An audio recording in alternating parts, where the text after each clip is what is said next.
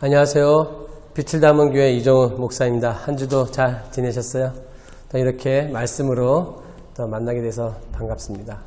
오늘 말씀은 우리가 많이 들었던 말씀, 요한복음 11장에 있는 말씀인데, 오늘은 그 나사로가 다시 사는 장면은 다음 주에 우리가 좀 공부를 하고요.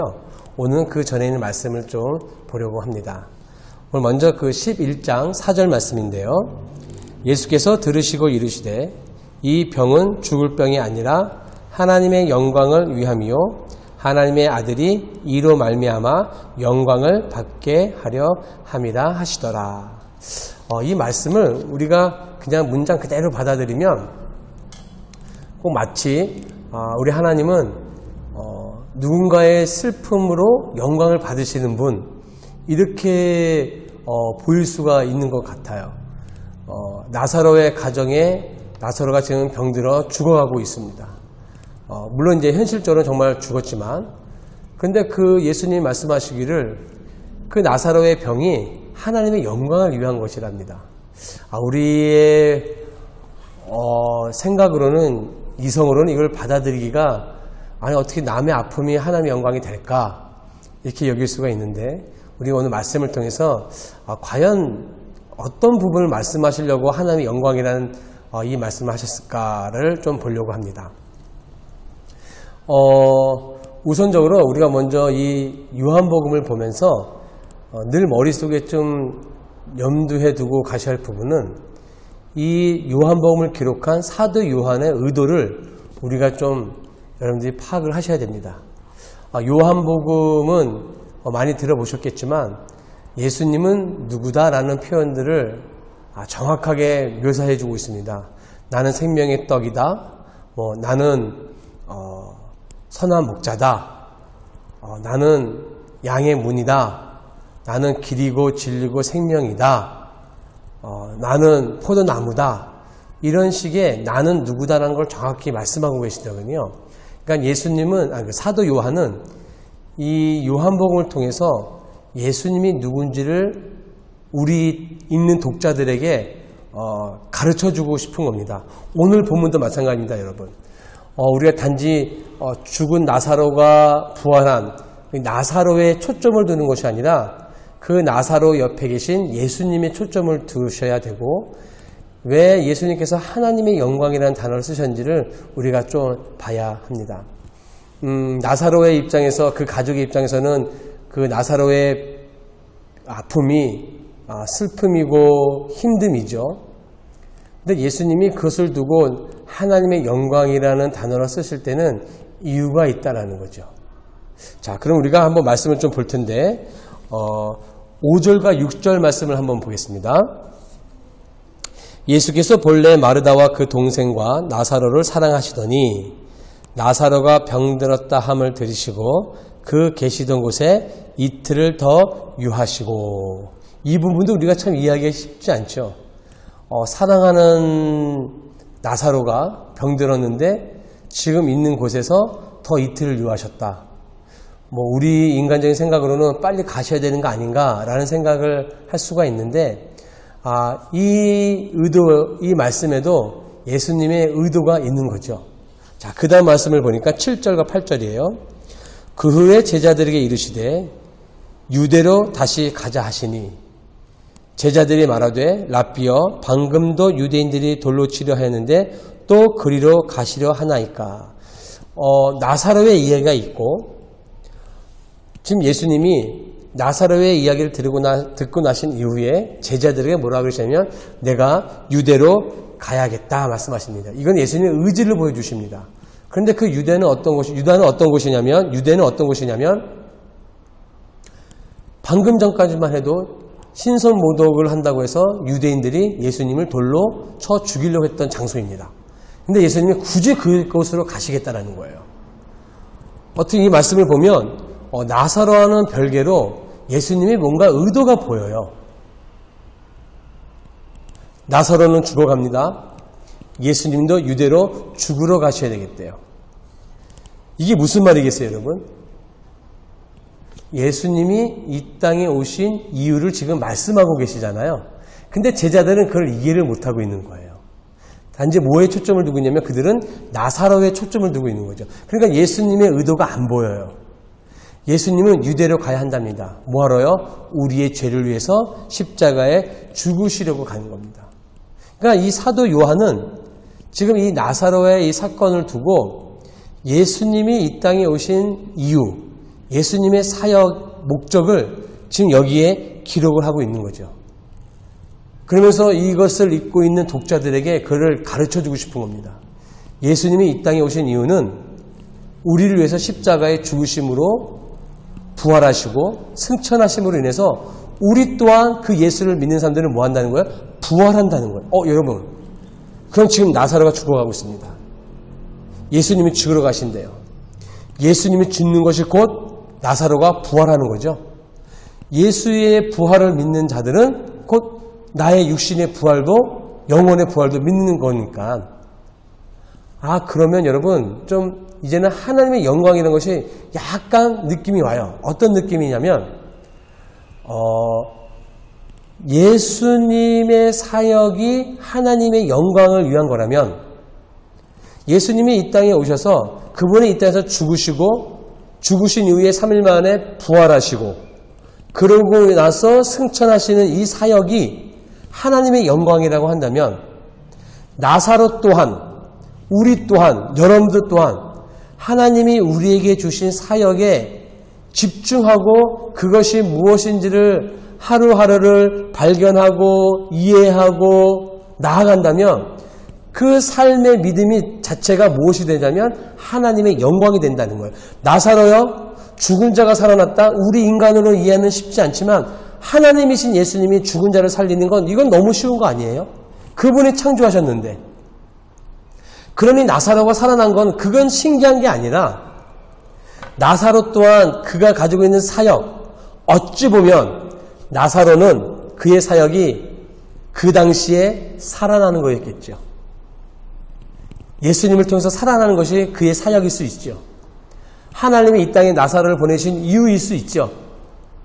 그러므로 인해서 하나님의 영광을 받으신다. 여러분, 우리도 마찬가지예요. 우리도 하나님이 이 땅에 우리를 보내신 이유는 다 있습니다. 저에게도 있고 영상을 보시는 여러분들에게도 있습니다. 나는 없는데요? 아니요. 그를 오늘 하루하루 발견하면서 안 갈 뿐이지 하나님께서는 우리에게 주신 사역이 있습니다. 하나님의 계획이 모르겠는데요? 당장 물론 하나님께서는 그 계획을 내 귀에다 대고 아주 구체적으로 현실적으로 보여주시는 분은 아니시지만 우리는 하루하루를 살아가면서 말씀을 통해서 내게 주신 환경을 통해서 우리는 그 하나님의 계획을 만들어가는 겁니다. 알아가는 거죠. 그럴 때 그 믿음의 모습들을 보고 하나님이 영광을 받으신다는 거예요. 혹시 여러분들 지금 상황이 어려운 가운데 있다고 한다면 현실적으로 세상적으로 봤을 때는 슬픔이고 아픔이고 괴로움이지만 하나님의 사역으로 봤을 때는 하나님의 영광이고 행복입니다. 그걸 믿으셔야 돼요. 이것을 믿을 때 하나님이 영광을 받으신다는 거예요.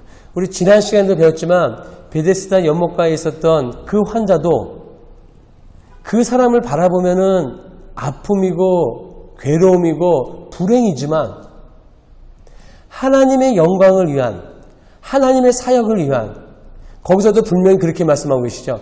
하나님이 자기에게 예수님에게 하신 일을 하게 하려 합니다. 예수님도 자신이 하시는 사역을 통해서 하나님께 영광 돌리듯 베데스다 연못에 있었던 그 환자도 자기에게 주어진 그 상황을 사역으로 받아들이고 그것을 하루하루 하나님을 위해서 나아갈 때 그것이 곧 하나님의 영광이 된다는 거예요. 어느 장소에 있든 어떤 환경에 있든지 간에 그건 중요하지 않습니다. 그 환경에 하나님 주신 이유가 있고 목적이 있으니까 그거를 깨달아가는 게 얼마나 귀한 은혜인지를 몰라요. 어렵죠. 쉽지 않습니다, 여러분. 한 사도행전 1장 8절에 있는 말씀이 우리가 잘 아는 말씀이잖아요.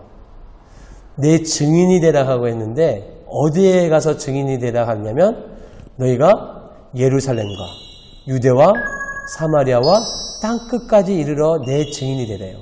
누구에게 하신 말씀이죠? 제자들에게 하신 말씀이에요. 내 증인이라는 것은 본 것이 있다라는 거예요. 본 것을 그대로 증거한다는 거예요.